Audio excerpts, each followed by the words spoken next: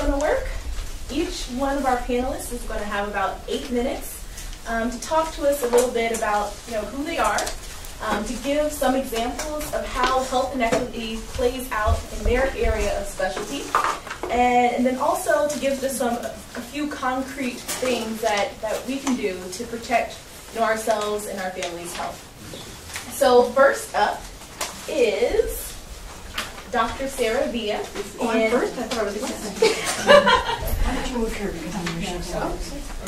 And she is a professor in the Department of Biology and also the Department of Entomology at University of Maryland College Park. Yeah, I did. I'm 95 on Friday. About, actually, yeah. Why don't you move over there? Sorry. I want to talk about air pollution and how different communities are differentially exposed to the health impacts of air pollution. This is a picture of Baltimore. I'm from Maryland, and so I'm working in Baltimore a lot because Baltimore has horrible air. And this picture just shows you, so here's Baltimore around the Inner Harbor, and each one of these boxes shows where there's a source of hazardous air pollution. And what we see is that they're centered on the west side and the east side of Baltimore, which is where the low-income areas are. I can do this. So it turns out that Richmond has really bad air. I looked up on WebMD, and Richmond is number 2 out of the 10 worst cities for asthma. And in case you aren't familiar with what happens with asthma, do any of y'all have asthma? You do. It's really scary. This is what, in your lungs you have all the little tubes that carry the air and transfer the oxygen.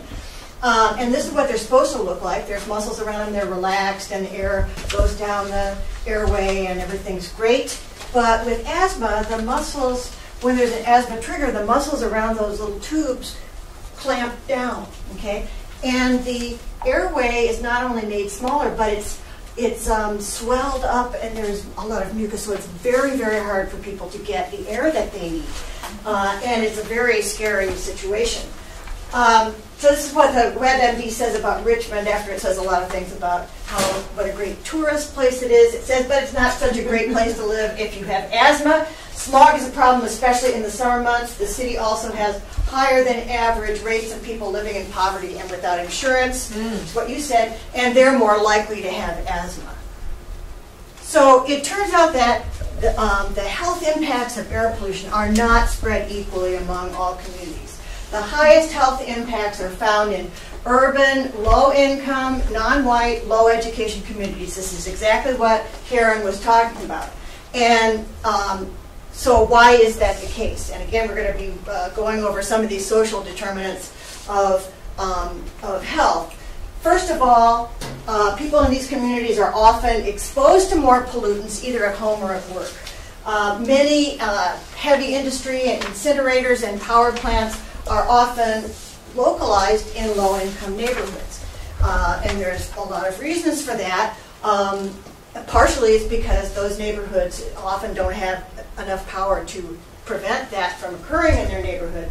And as I showed you in Baltimore, the distribution of those toxic places is centered around the low-income areas. This is a picture of, you can't really see this, this is 2 coal-fired power plants in the southwest area of Baltimore. You see the city here. There's the west and the east. And these are right by the city and put out enormous amounts of hazardous air pollutants. Often, the folks in these communities have their homes closer to highways, and highways are a tremendous source of hazardous air pollution. Anyone who works outside is more exposed to air pollution. Often, low-income jobs are dirty jobs. They're in dirty workplaces where hazardous materials are used.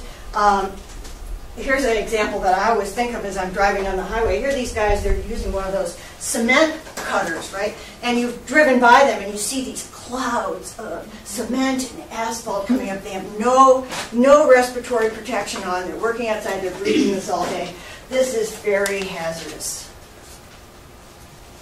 The second reason that these communities have such a high health impact is that they're right off the bat more susceptible to healthcare problems.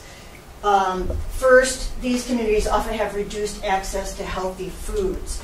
And I looked in, there was a report put out on food deserts in Virginia, and I brought this report. This is something I can send to you if you're interested, if you sign up on my sign-up sheet outside.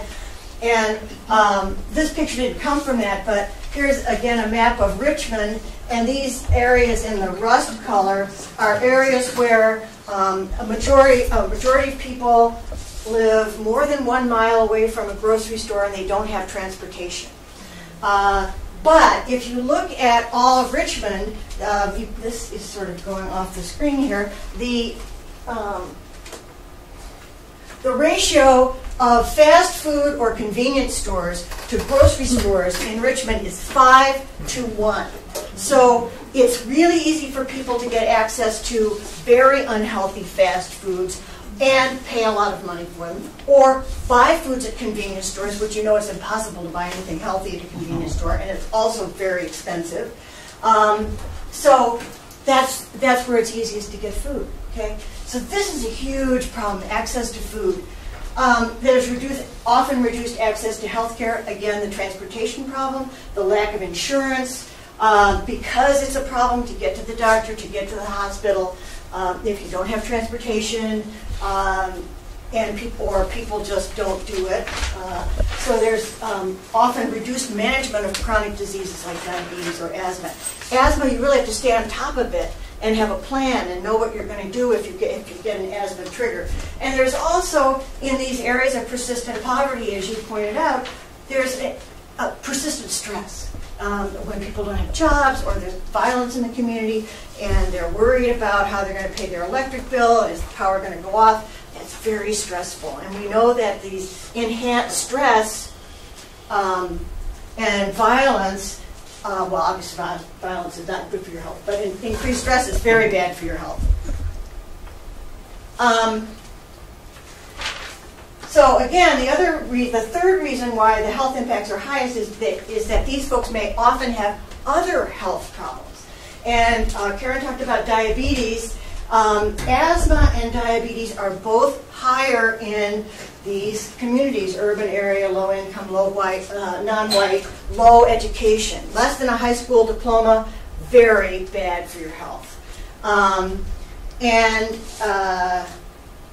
I thought I had a food pyramid here to show what the optimal diet is for a diabetic or for people to avoid getting diabetes. It's the food triangle, you know. Bread and cereals on the bottom, fruits and vegetables, and then up at the top, fat and all the things you get in fast foods. So there's a lot of untreated disease in these communities and heart problems, and when you get asthma on top of that, air pollution. I did not know this, and maybe you don't know this either, but I was shocked to find that in Baltimore, over 800 people every year die prematurely just from air pollution. Isn't that shocking? I couldn't believe it. 800 people. And much of that air pollution is coming from those coal-fired power plants I told you about. Okay, how can you reduce this health inequity? The first thing is to reduce air pollution. This is only the health inequity that comes from that. Support the EPA's Clean Power Plan, which is going to be finalized very shortly. And you may hear discussion about how it's going to increase power bills, etc. That is not true. I have a report out there in the hall on the Clean Power Plan for Virginia that will save Virginians lots of money. And it will reduce all the pollutants that come from those plants. The second thing that you can do is you can support energy efficiency programs in Virginia. If we do not use the power, then we don't have to breathe the fumes that come from making the power. It's really kind of not rocket science. So I call this go for the negawatt. The negawatt is the watt, the unit of power that you don't use, right? So there's kilowatts, megawatts, and then there's negawatts.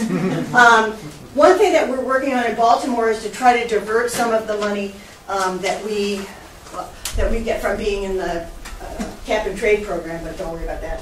Actually, Virginia is thinking about joining the Regional Greenhouse Gas Initiative. Stop. I'm going to stop in 1 second. Okay, so I know I'm talking really fast. I just have a couple more slides.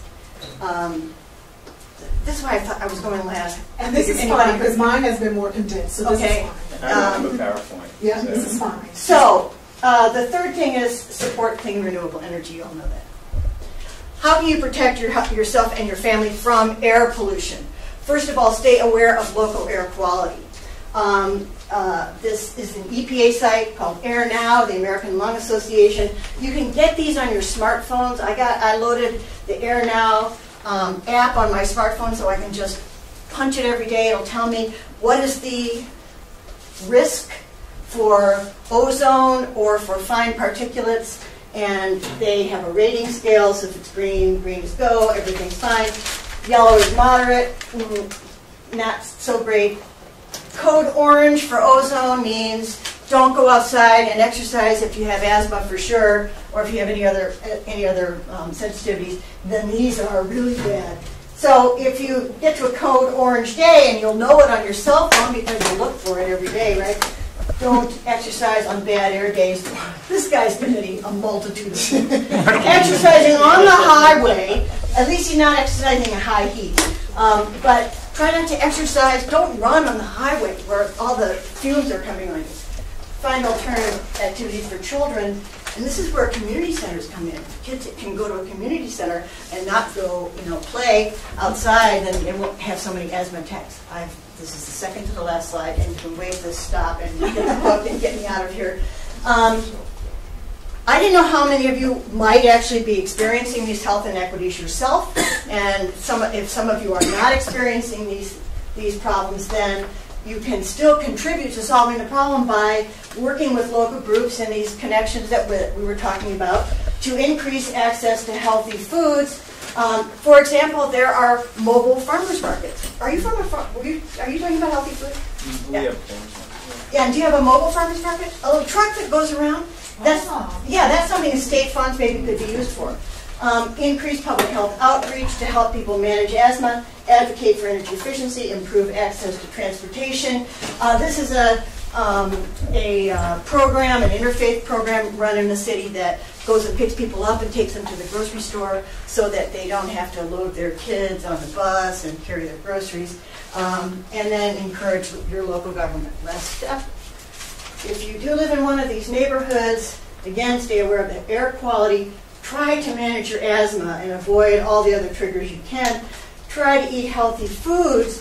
One thing that a lot of communities in urban areas are doing now is starting community gardens. There are a lot of community gardens in Baltimore, and in fact, I work with the Maryland Master Gardeners to teach them about the effects of climate change on gardening, and I'm also working with the community gardeners in Baltimore. So we're going to be going around and judging community gardens that are in a competition on Monday. And some of these gardens are unbelievable. They grow all this produce. They take it around to elderly neighbors in the neighborhood. Watch out for your neighbors. Keep your eye on your neighbors. If it's hot, make sure elderly people stay cool. Make sure people stay hydrated. Keep an eye on your neighbors, okay? And then there's something down here, but since I'm out of time. Stick together and give your community a voice. This is exactly what you're talking about. Let people hear what the problems are. And I'm sorry I went too long.